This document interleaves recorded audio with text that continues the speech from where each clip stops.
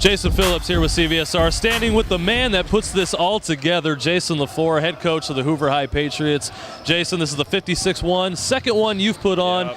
How are things about this year? A little more organized, I would expect, right? Yeah, we had a whole year to actually prepare the thing, so I made sure that we got the teams done by, I think by April, May, I wanted to get all 16. Didn't have the issue we had last year with having a JV team. So we made sure we got teams early.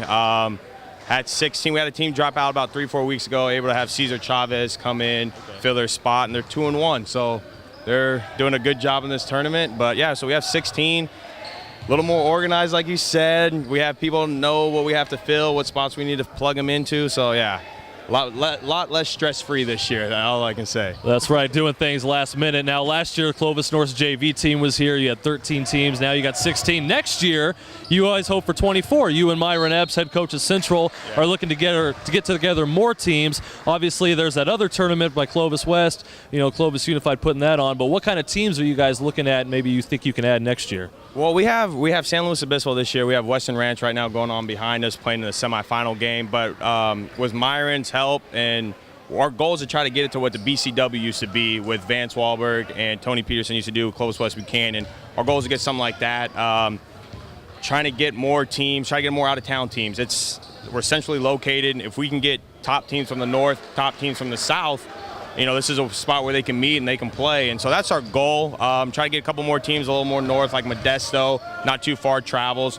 And hopefully with the schedule next year, trying to get a couple more Bakersfield. Bakersfield can't go in this week because of finals, but we're hoping to go Thursday, Friday, Saturday, Monday, Tuesday of next year. And so hopefully with Thursday, you know, maybe they just miss one day for finals or they can come up that one day. So that's awesome to get Bakersfield, Kern County, Modesto County, all those schools in there. And with the resurgence of Fresno Unified, I mean, all of Fresno Unified as a basketball as whole has been doing better. I mean, you guys have a better record than the track here at this tournament. But that's, you know, some will say Clovis West isn't here. You know, some of the better track teams aren't here. But talk about Fresno Unified as a whole and the better overall basketball play that you've seen out of it. Well, you know, last year is really my first year being introduced to Fresno Unified basketball. Always been an assistant in the track, and but I tip my hats off to the coaches. Carvel does a great job at Fresno. Coach Williams does a great job at McLean. You have over at Roosevelt, they just hired Chiz, who's been an assistant, doing a great job over there. Bob over at Sunnyside, you know, and so.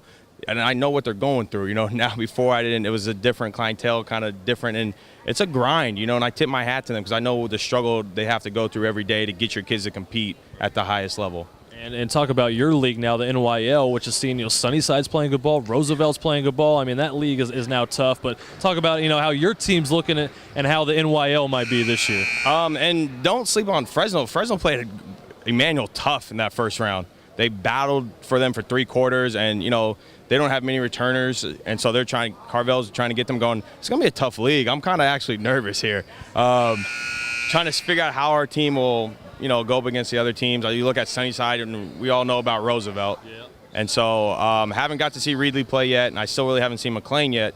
But it's going to be a dogfight. Our league's going to be a dogfight. So hopefully we can dig our heels deep and just go to work.